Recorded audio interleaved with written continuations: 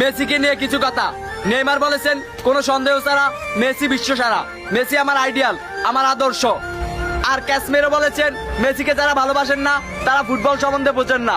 আর Mbappe বলেছেন Messi শুধু ফুটবলের রাজা নয়, তিনি মহারাজা। এলিসন বেকার তিনি বলেছেন আমি মেসির অনেক বড় ভক্ত।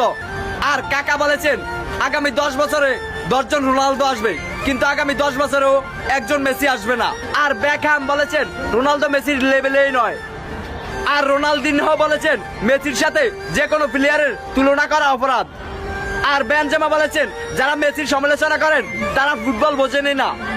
পেপ গার্দিওলা কোচ বলেছেন আমার ক্যারিয়ারে মেসি সবকিছু। পিকে বলেছেন মেসি ইতিহাসের সেরা খেলোয়াড়। লালিগা সভাপতি বলেছেন মেসি লালিগার সম্পদ। আর প্লেকে জিজ্ঞাসা করা হয়েছে মেসি নাকি রোনালদো, তখন প্লে উত্তরে বললেন মেসি। তো আই লাভ লিও মেসি।